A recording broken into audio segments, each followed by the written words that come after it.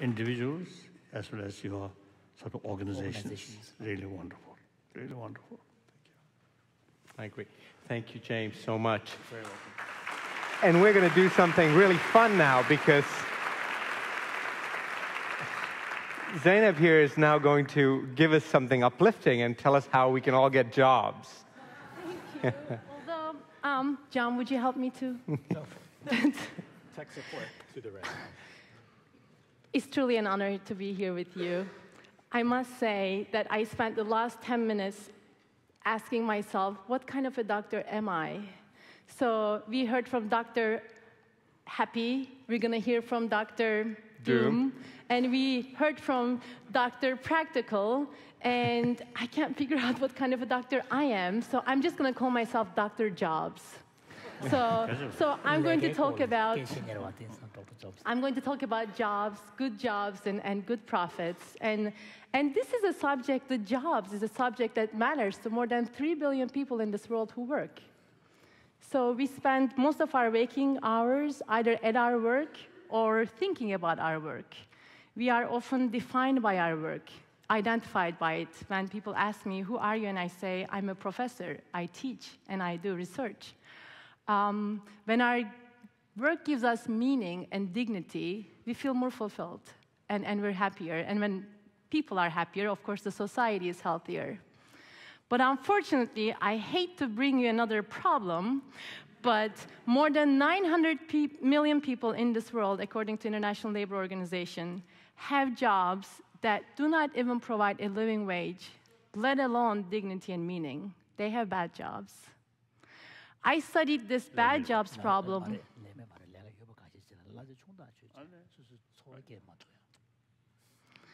So I studied, yes. So I studied this problem right here in the United States, and I studied it in a big industry, retail stores. This is a huge industry. Retailers in the United States alone employ about 15 million people. And the world's largest employer in the world, private sector employer in the world, is a retailer. It's called Walmart. I don't know if you've heard of Walmart before.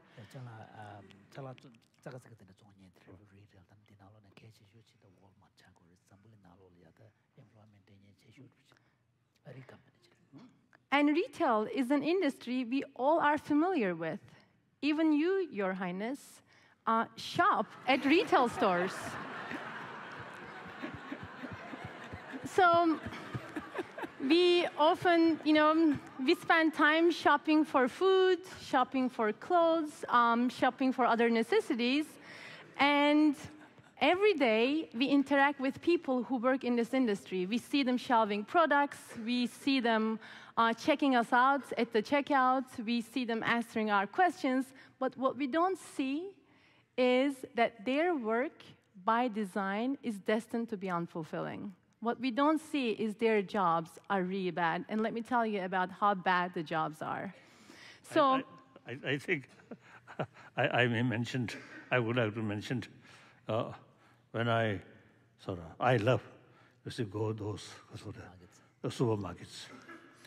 But then, you see, I simply enjoy these different articles very beautifully. But then, from one corner of my mind, I would like to this, I want to buy. Then it's the second thought, is highly necessary? Then usual answer is no. So then, contented. Yes. You have good eating and shopping habits. So let me tell you about these jobs. So first of all, these jobs pay very low wages. In the United States, if you work as a cashier or if you work as a salesperson, and if you're a full-time employee, so you work 40 hours a week, every week, you still can't make enough money to feed your family.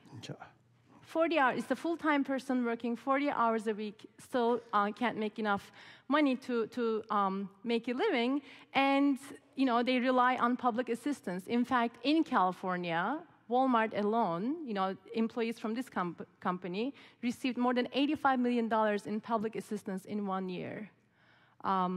So this is assistance from the government. So apart from low wages, and by the way, even if you're a full-time employee in this industry, you're not guaranteed 40 hours of work, because 94% of retailers consider anyone who works more than 32 hours to be a full-timer. So some weeks you might make income that's for 32 hours of work, some weeks it could be for 40 hours of work. And it's not just their income that varies, it's their schedule, employees' schedule that varies all the time.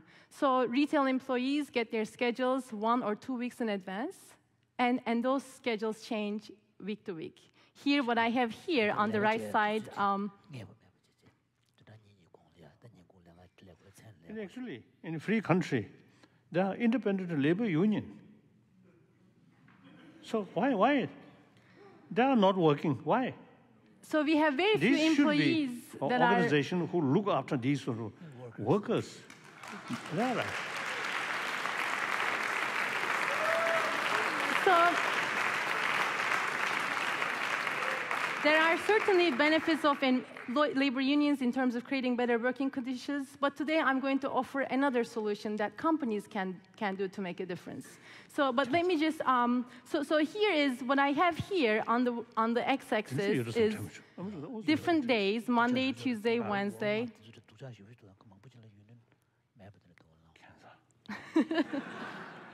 Now I learned something about Americans' drawback. I thought this democratic country with the rule of law and a free press, free information, and independent judiciary, and these independent labor union. I thought not that kind of situation. Yes. And this situation, you'll see, this is Janet. This is what I have here, the blue filled lines show you the schedule of a retail employee I interviewed a couple of weeks ago. She's in her 50s, she has a son, and she's been working for this company for 7 years, and she's a full-time employee. Just look at her hours and how much they vary from one day to the other. On Wednesday... You should explain that, because it's, I'm sure people can't see it in the back. So on the bottom, it's Monday, Tuesday, Wednesday, Thursday, Friday, Saturday. And up and down there, it's just the hours that she works. So the blues, so she's working, from 8 to 10, and then she's working different times, right? Different times, exactly. And so if we take this just Wednesday, Wednesday, Janet's job finishes at 9 p.m. By the time she goes home, it's already 10 p.m. And the next morning, on Thursday, Janet is scheduled for a shift at 5 a.m. So she has to leave her job at 4 a.m. to be able to get to her job. So imagine having a life when you have a schedule like this. And imagine taking care of your children or your family when you have a schedule like this. But it's not just the bad, low wages and unstable schedules. Retail employees are also not given the chance to do a good job because they're not given proper training. An average worker in the United States in retail receives 7 hours of training. They're not given necessary equipment, and they're not even given enough time to do their jobs. And unfortunately, millions of people who work in retail go to their jobs thinking that what they do does not matter. They don't have meaning or dignity in their jobs. So what happens when companies provide bad jobs? Let me explain that. So when companies provide bad jobs, there are more problems at the stores. So the store doesn't have, the products are not where they're supposed to be on the shelves. The products have the wrong price sticker on them. Obsolete products or rotten products are still on the shelves and not removed by employees, or there are long checkout lines, all sorts of different problems. And when there are problems like this, what I found in my research is that retailers' sales and profit decline. And when retailers have lower sales and lower profits, then their labor budgets, how much they can spend on labor, declines, and then the bad jobs become worse, and then this vicious cycle continues. So, yep. So it's a bad cycle. And who suffers from this cycle? Obviously, companies suffer because they make less money as a result of it. We as customers suffer because we don't get good service. And apart from good service, we're humans, and we interact with humans at retail stores. So when we have a bad interaction, when we don't see the other person at their best, We see them at their most disengaged. It brings us down. It brings everybody down. But our society suffers a lot more than these unfortunate interactions. Our society suffers a lot more because people are not happy, people cannot contribute to their communities, and they cannot contribute to their society. So this is a huge problem, and it's bad for pretty much everyone. Why do we have this? How did we create a system like this? And the reason we have this is because the dominant philosophy in retail, in businesses in general, is to view labor or employees as an expense.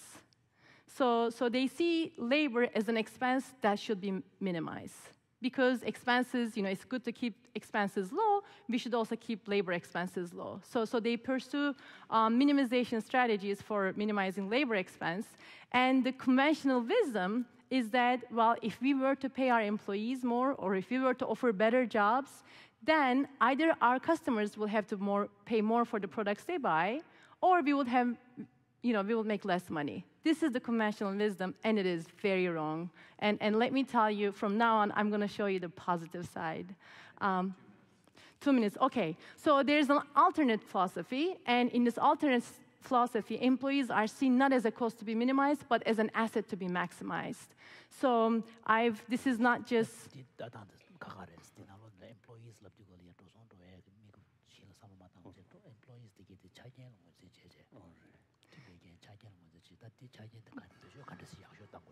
This is not my philosophy. This is a philosophy that's already been practiced by companies. The 4 companies that I have here, the logos of, they all provide good jobs. They pay higher salaries to their employees. They provide better schedules, more training, etc. And they don't do that just to be good. They do that because they make more money doing that way. It's good business. When companies operate this way, I will just skip my example. When companies operate this way, they can be in a virtuous cycle, not in a vicious cycle. So they provide good jobs, and good jobs lead to good operations. So no problems on the selling floor. And when we have good operations, we have higher sales and profits, then we can invest more in our employees, and this virtuous cycle continues. It's important to note that this virtuous cycle does not operate on its own.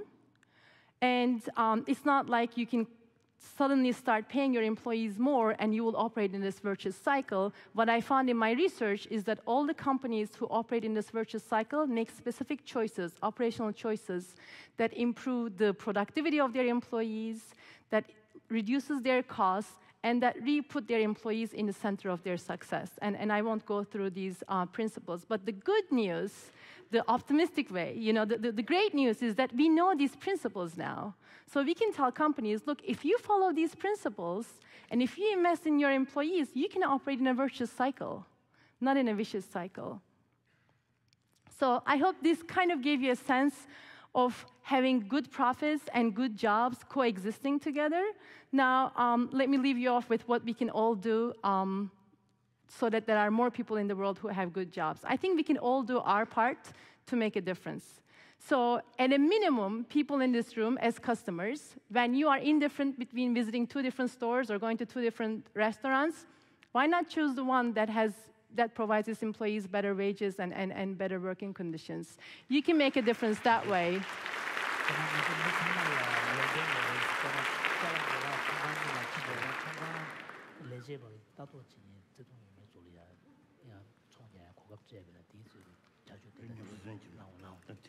Our politicians, when they talk about the need for more jobs, I wish they talked about not just more jobs in terms of quantity, but also in terms of quality, better jobs, not just more jobs.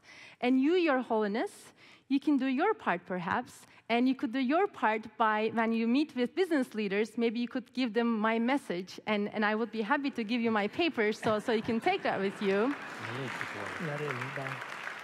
And we, professors, especially business school professors who educate managers who will lead the world, in addition to teaching our students tools and techniques, we can also teach them how to use these tools and these techniques in a meaningful way. We can tell them that there are actually different ways to make money. Some ways are good for just businesses, and some ways are good for businesses and employees and our society. Pick that way, and we'll teach you how to get there. We can do our part that way. And I think we can all do our part so that there are more people in this world who feel like this woman in the picture feels about her job. So this is Patty Donovan. She's one of the retail employees I interviewed. She works for Quick Trip. Quick Trip is a convenience store chain. They sell food and drinks and gas. And part of Patty's job, among other things, is to clean toilets and to clean gas pumps. But she doesn't see her job as cleaning toilets. She sees her job as something much bigger than that. Let me read you the quote from Patty. She told me, "You're working with 12 or 14 people. They go out and they touch 12 or 14 people.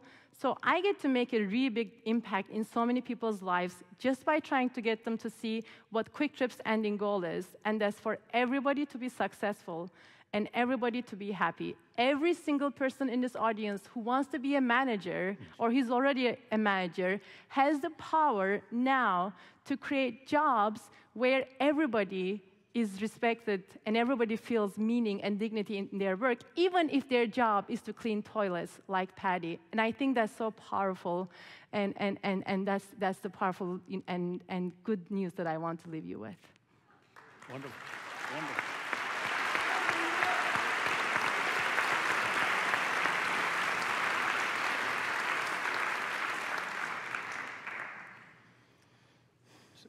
So Zeynep, I'll ask you a quick start question. Doesn't your virtuous cycle imply that all of us will actually have to pay more for services? It does not. Actually, the companies that I've studied, I'm so glad you asked this, because these companies that I've studied who operate in this virtuous cycle provide the lowest prices to their customers. They provided the lowest prices to their customers, good jobs to their employees, and make more money all at the same time. So it does not. And when you look at it in a global context now, with jobs getting shipped to other countries where labor costs are lower, do you find that if you're trying to implement the virtuous cycle, you will end up driving jobs away from, for example, in the US to Vietnam, where the virtuous cycle in Vietnam might be of smaller absolute terms? But look at here, retail jobs, right? We can't have our people shop at stores in Vietnam, right? Our people will shop in the stores in the United States, in the same industry, right? I see that there are some companies who operate in the vicious cycle, most of the companies, and there are some who offer in the virtuous cycle. It's possible, and those jobs are not going anywhere because we have to physically be there at these stores to be able to shop. Right. So I was going to ask one quick question to John Foley. Retail industries, have a big role now in agriculture as well, because a lot of the food, Walmart sells a lot of food, for example. Do you see what you were talking about, particularly with diminishing resources as a lens, play into what Zeynep is presenting here today? Well, I think so. I think you're seeing a lot of firms, where maybe they're the beginning of the agricultural chain, or whether they're a food producer, or all the way to retail. We're seeing that the value proposition to customers is different now. People want not only food as just a box of calories, they want reciprocity. They want they want their food to be quality. They want it to be maybe local or organic or GMO-free or whatever. But I think they want fair labor, and they want to go to a place where they feel good about what they're eating. So I think there's a kind of a reciprocity that I'm giving you my money and my health, and you, the company, need to reciprocate with trusting me and treating me as someone worthy of respect. And so I think that could go hand in hand with what you're talking about too, that a kind of a whole ethical framework for business to think about the social and environmental and fiduciary responsibilities they have as corporations. Well, good. It's about time. So.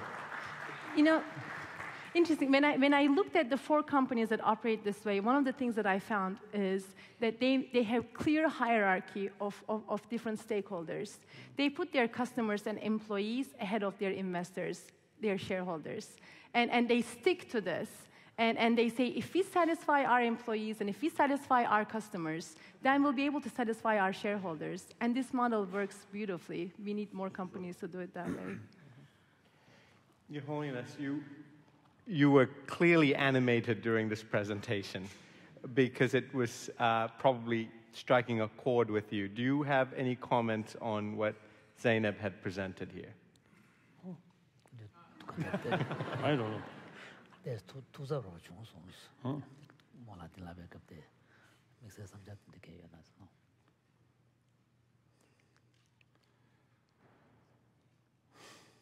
Since many years, I think perhaps I think 80s,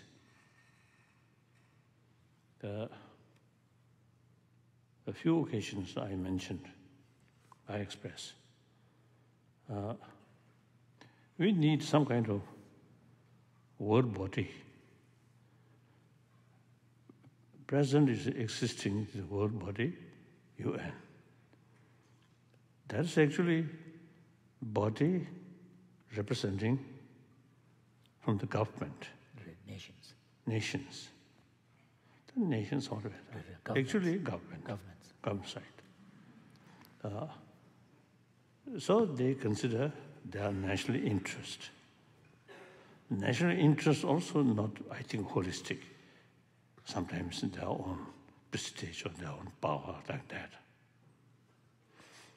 So we need some kind of the high body.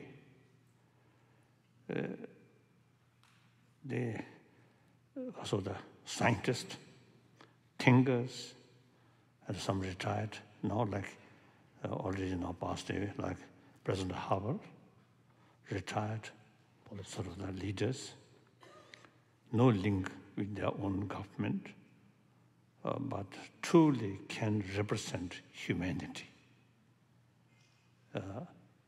And such body,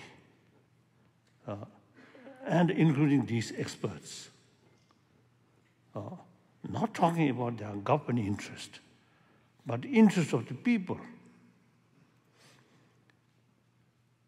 So that after I listened, all these, many of these things, the government should carry full responsibility. But then sometimes they are not. 제 고야지 한번 해보십시다. government 쭉 고야게. 그것이 쭉 구글에 삼으시려면 해야 되는 것이지.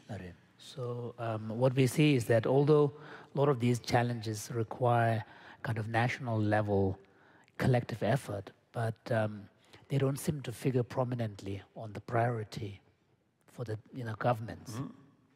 Then UN also mainly is concerned their nations or different things. Not serious to look at these sort of problems.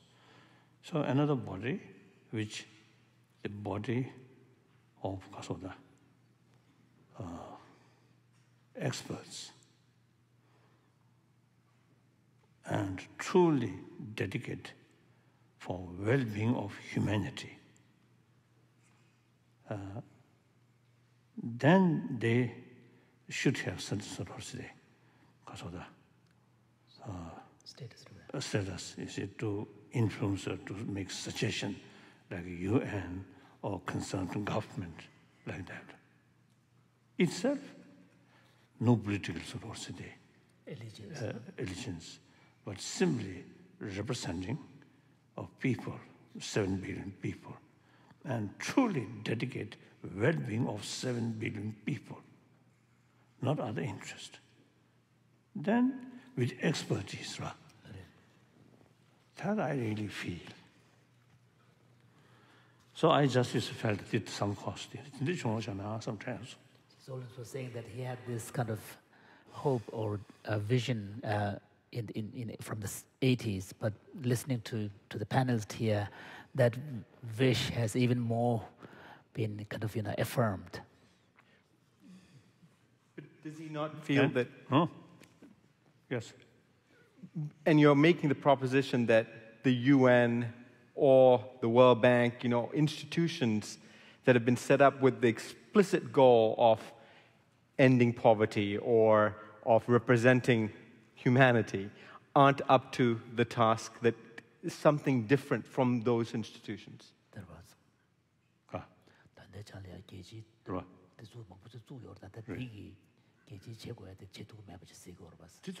Yes.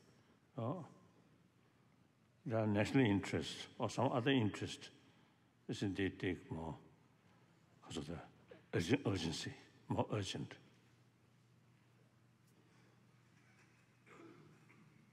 So those expertise, they already see this was the problem. And they also have the idea to lessen these problems. But not much of the power. Implementation power. The suggestion So the experts only have the opportunity to make suggestions and recommendations, but they have no form or a vehicle or medium through which they can actually make a real impact, change. I think perhaps the younger generation who receive this information more seriously, but then when they grown up, they reach the position, decision maker, then maybe situation may be too late. So these things are very urgent. So the present sort of leaders, they become very, very important. Think more about humanity. Humanity happy, the individual nations will happy, will prosperity. Will prosper. Prosper. I don't know. But maybe better, one out of the whole, people in one hall, and get some excited sort of information, then finished. Or maybe they will have. Not much, sort of, what's it?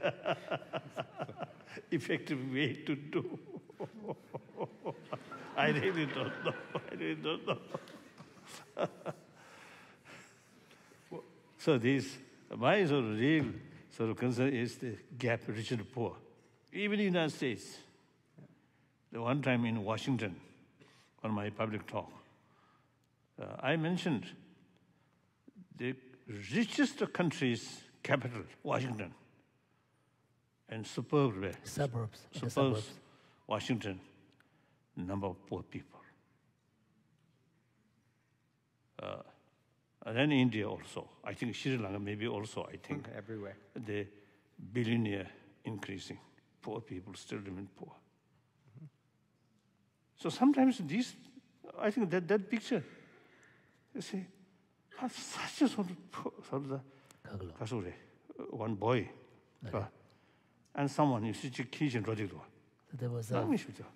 there was a very moving and disturbing image of James's picture.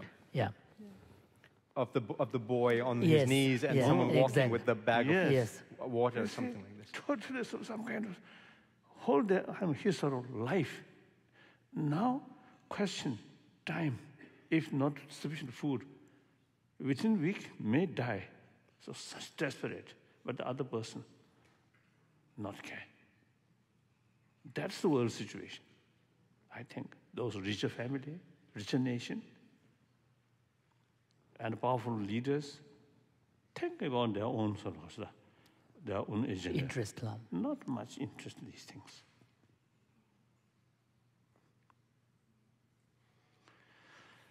So I don't know, really, where is that?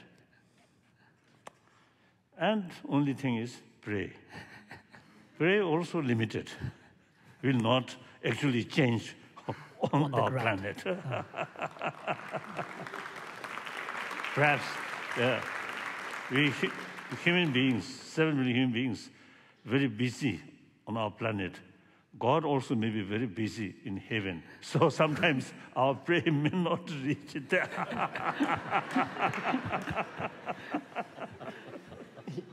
He must be on AT&T. Thank you so much, Zeynep. Thank you. Thank you.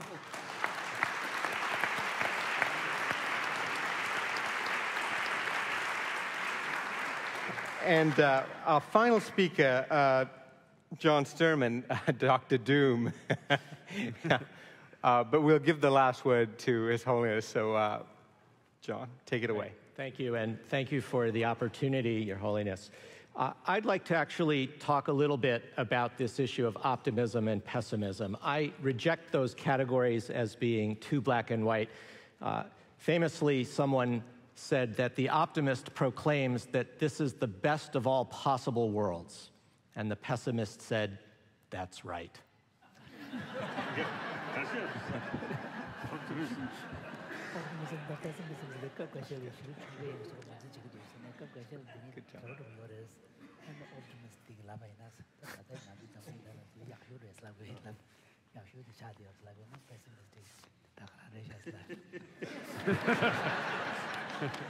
So, in that sense, I'm neither an optimist nor a pessimist. I believe we don't live in the best of all possible worlds. We can improve the world in which we live, and I'd like to talk about what I think are some of the underlying issues there. So, you've seen already the discussion of the climate problem and the food problem and the water problem and the health problem and all of these problems. And these are real challenges that we face. So when you add them all up, the scientific estimates are that currently we are already using more resources than the Earth can sustainably provide, about 1.5 times more. So we're using 1.5 planet Earths of resources and producing wastes that require 1.5 planet Earths to absorb. And of course, we only have one Earth.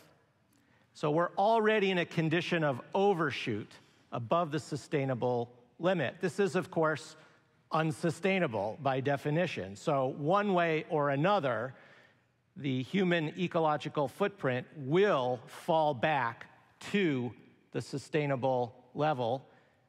The faster we begin that process, the smoother it might be. The longer we wait and the more we strive to grow our economy and its impact, the worse it will be, the less controllable it will be. So the question facing us all is how all of us, the 10 billion of us projected to be here in 2100, thrive sustainably on a finite planet. You've seen this graph many times today, but it's terribly important. We have already 7+ billion people. We're headed for more than 9 billion by 2050, according to the UN, and by 2100, more than 10 billion. This is an enormous and very rapid challenge to our ability to ease down below the limits of our planet's carrying capacity. But this is only part of the problem. And I think if you go back and ask yourself, well, what is the real problem? Is it the climate problem? Is it the energy problem? Is it the food problem? Is it any of these other environmental problems that we've touched on today? I think the answer is no, none of those are the problem. They are all symptoms of the problem. Peel back to a deeper layer, and growth is the problem that's driving us into all these limits. Yes. Population is just one of those. And we have good reason to hope that if there are more nuns and monks, and if people become richer, the number of children per family will decline, and population might eventually stabilize, 10 billion plus people by the end of this century. But that's not enough. We also face enormous growth in the impact of each person on the planet, as John Foley pointed out with respect to food, more people wanting to eat meat and so forth, and that increases their agricultural footprint. So here, well, first, it's getting rather crowded on the planet right now, I hope. There we go. It's getting hard to find a parking space now. We're going to be adding another 3 billion people. But really, it's this economic growth that is the biggest underlying driver of concern. The world economy's real output, so the real production of goods and services, has been growing at 3.5% per year on average for quite a long time, and it's the devout hope of essentially every nation on Earth, with the possible exception of Bhutan, to continue that growth and, in fact, accelerate it. But at 3.5% per year, it doesn't sound like much, but that means the economy would double in just 20 years. Well, things that double every time a certain amount of time passes get big very quickly. So I'd like to do a little experiment with Your Holiness, if you don't mind. So I have an ordinary sheet of paper, and it's very, very thin, of course. If we fold it in half once, doubling the thickness, and now we fold it in half twice, doubling it again. And now if I would ask you to please fold it 40 more times. 그래서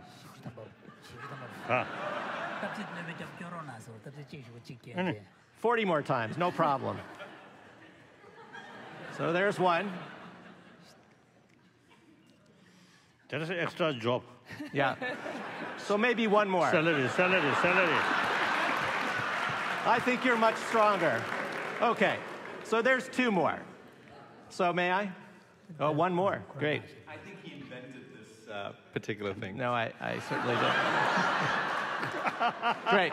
Thank you very much. So now, so that was 2 that I did and 3 that you did, 5 folds. It's still, how thick is that? A couple of millimeters. I'm sorry, this is America. We have to use inches. The width of an ant. Okay, yeah, that's about right. Now, if you ask people, how thick will this be after 40 more? My students, MIT students, they say, on average, about that. The correct answer, it was stretch from beyond the Earth to the moon. You could do the math later, or I can help you. It's easy. Anything that doubles in a fixed period of time gets large very, very fast. So if the economy were to continue to grow at this rate... What is the meaning?